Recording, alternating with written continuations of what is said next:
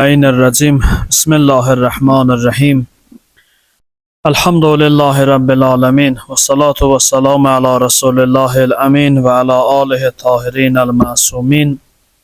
Ve la'nu daim ala a'daihim ve munkiri fezailihim ve gasibi hukukihim ecma'in minel ana ila qiyami yevmiddin. Mübarək cümə günüdür. Allah inşallah ibadət taatlərimizi qəbul eləsin. Və eyni zamanda Şaban ayının sonuncu cümə günüdür. Artıq o deməkdir ki, mübarək Ramazan ayına sayılı günlər qaldı. Allah inşallah hər birimizi bu mübarək ayların feyzindən bəhrələnməyi nəsib eləsin inşallah. Keçən cümələrdə yadınızda olarsa, bu mövzuda danışırdıq ki, insan yaradılış etibarı ilə aciz bir varlıqdır. Və qeyd elədi, insanın ən böyük ibadəti öz yaradılışında acizliyin anlamasıdır. Yaşadığı müddətdə acizliyin anlaması insanın eləyə biləcəyi ən böyük ibadətlərdən biridir. Keçən cümələrdə bu barədə danışdıq. Danışdıq ki, Allah-u Teala bir ümumi buyurur ki, xuliqal insanu zəifa, insan zəif yaradılıbdır.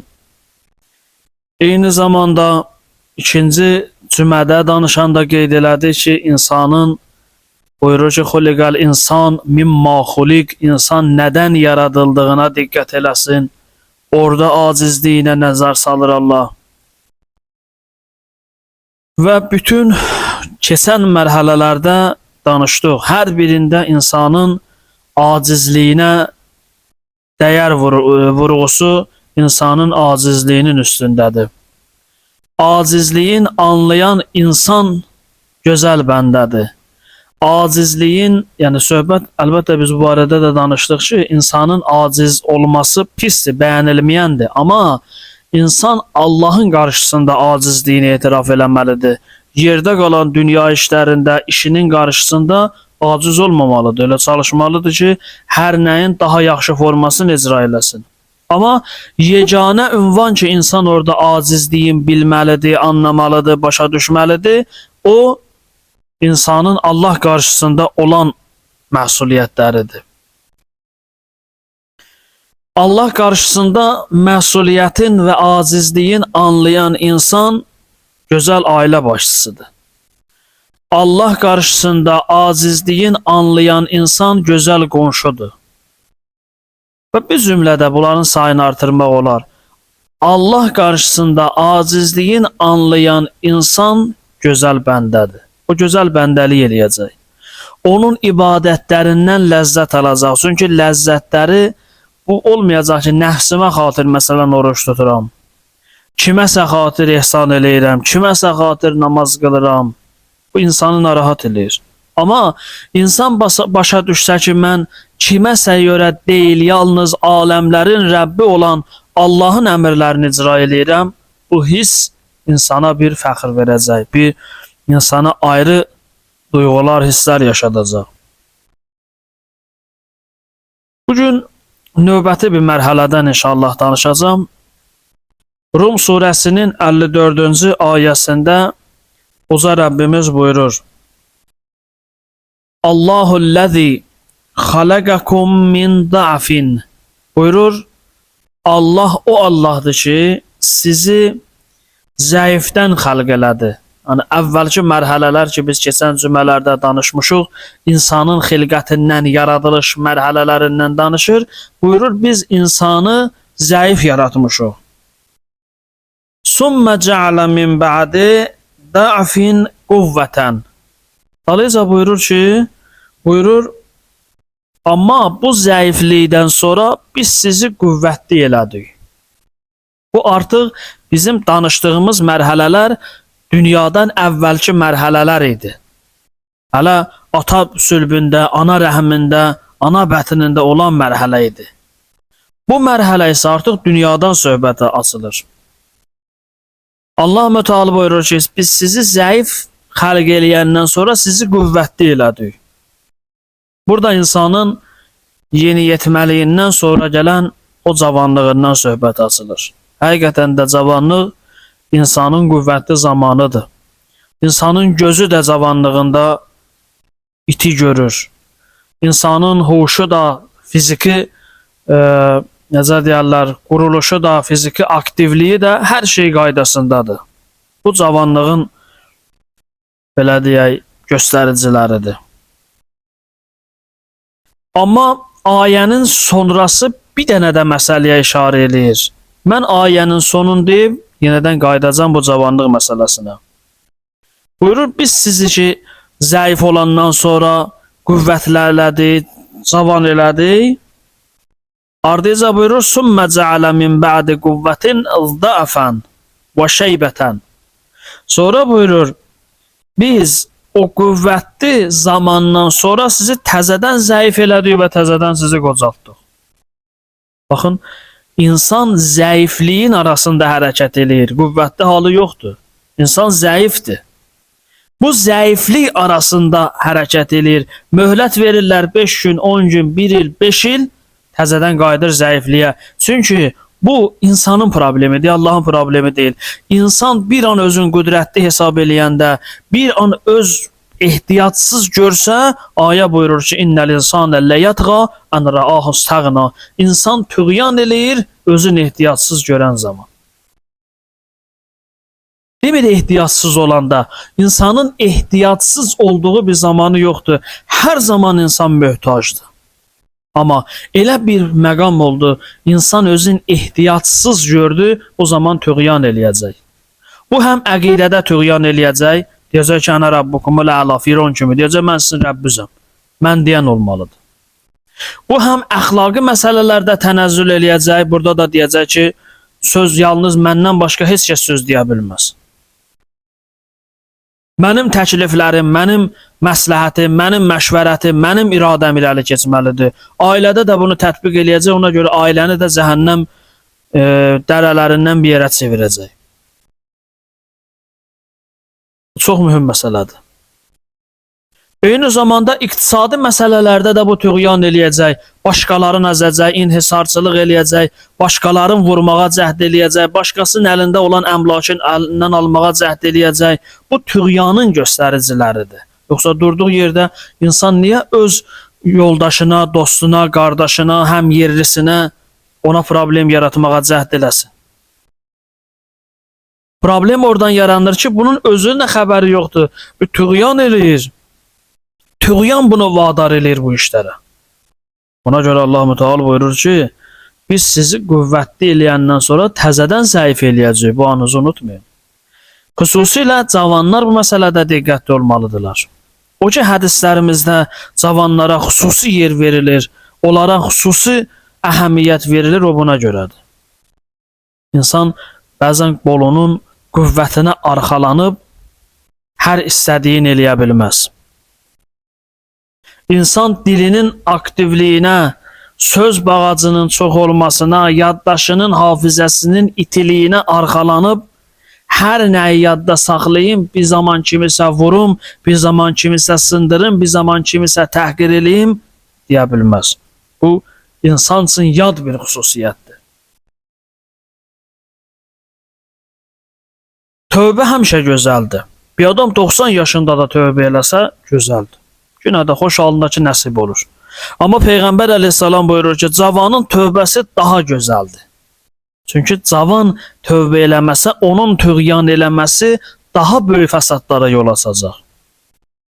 Ona görə bizə tövsiyə eləyirlər ki, dəfn mərasimlərində iştirak edin. Düzdür, bu günləri bizim dəfn mərasimlərimiz özünü nümayişdir bəzən.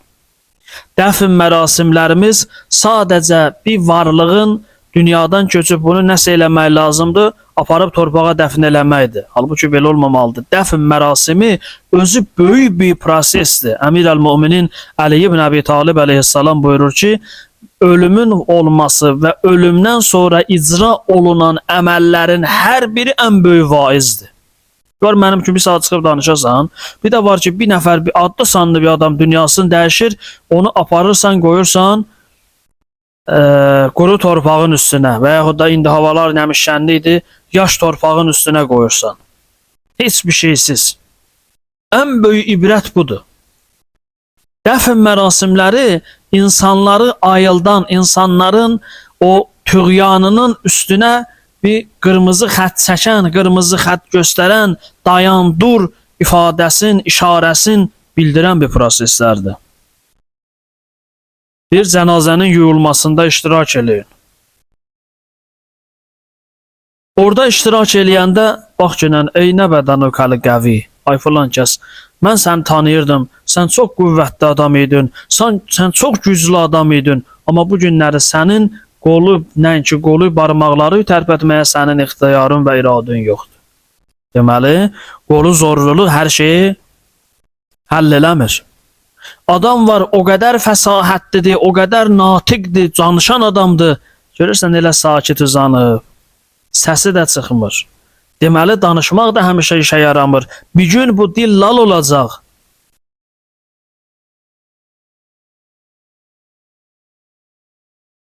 Dəfn mərasimləri insanlara, insanın acizliyin xatırladır, başa salır.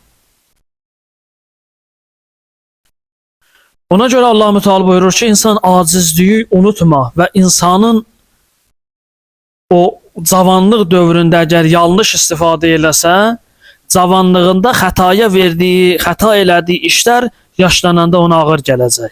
Yaşlananda onu daha çox narahat eləyəcək. İnsan əvvəlcədən başa düşməlidir. Əvvəlcədən anlamalıdır. Qüdrətli zamanında zəif vaxtının qeydinə qalmalıdır.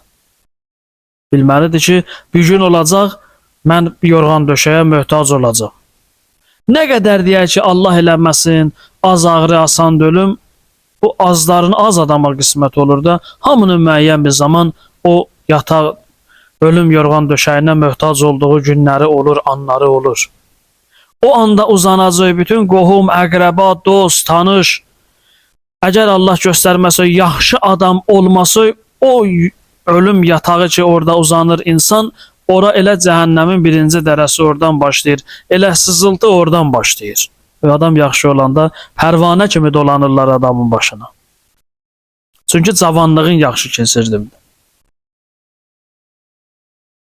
Allah Teala bu məsələyə xüsusi əhəmiyyət verir. Və biz də bunu anlamalıyıq, başa düşməliyik.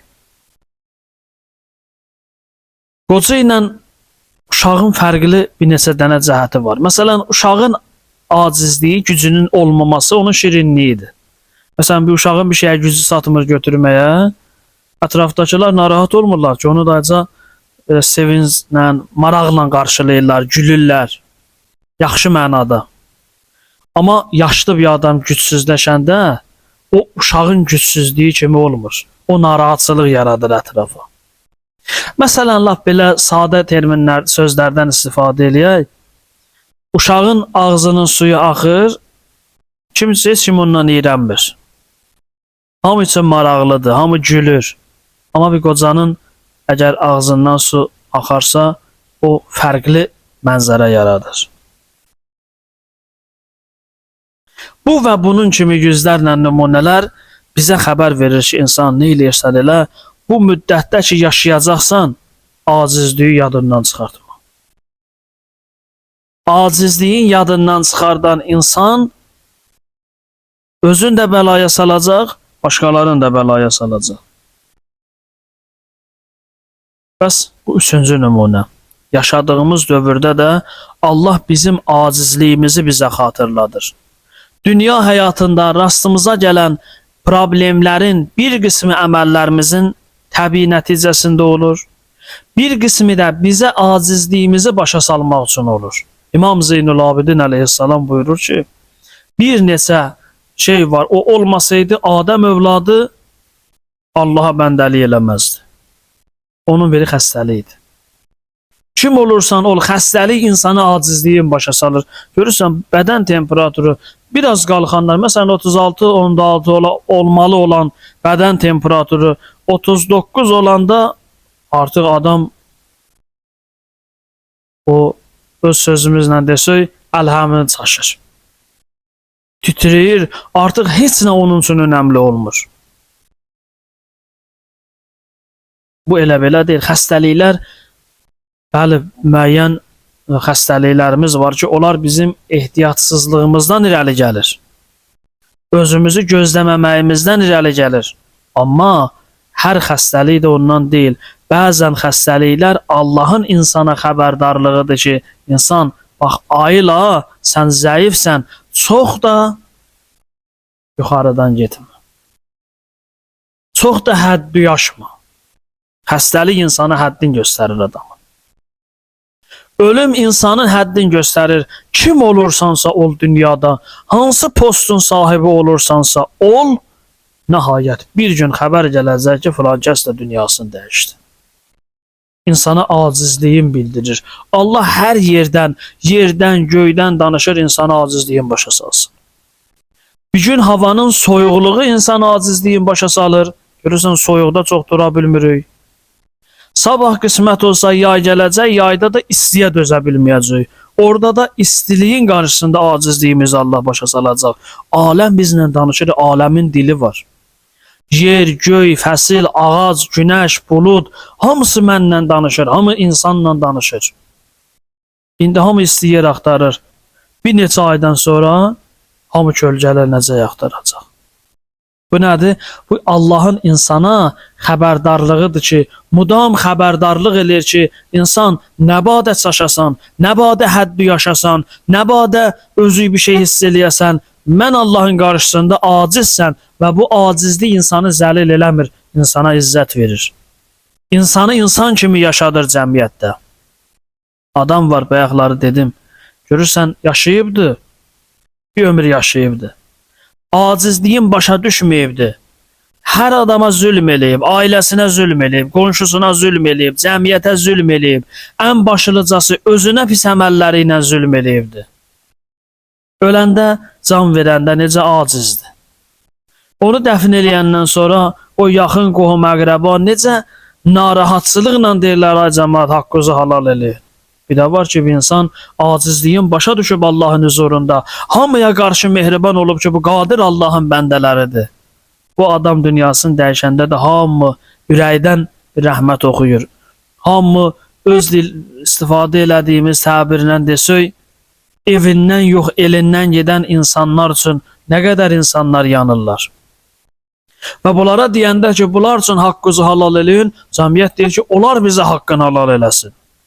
Bariz nümunəsi şəhidlər idi. Şəhidlərə ki, deyəndə cəmaata deyirdi, məsələn, haqqınızı halal eləyin, hamı yerdən deyirdi ki, onların bizim boynumuzda haqqı var. Allah qarşısında kiçilən insanlar düşmən qarşısında sədd kimi, dağ kimi dayanırlar. Bu çox mühüm məsələdir. Və əvvəldə qeyd elədiyim kimi, Şaban ayının sonuncu cümə günüdür. Və mübarək Ramazan ayı artıq inşallah ayın qismət olsa ayın 19-u mübarək Ramazan ayının biridir. Və mübarək Ramazan ayı barəsində Həzrət Peyğəmbər əleyhissalatu vesselam bu cümədə geniş, ətraflı, təfsilatlı söhbət eləyib. Və həmən o söhbətdə qeyd eləyir ki, sizə elə bir ay üz gətirir ki, gündüzlərin ən əfsəlidir. Gecələri başqa gecələrin ən əfsəlidir. Bu ayda, yəni Ramazan ayında nəfəsləriniz sizin təsbih hesab olunur. Əməlləriniz qəbuldur, dualarınız qəbuldur. Və ətraflı, çox geniş şəkildə danışır.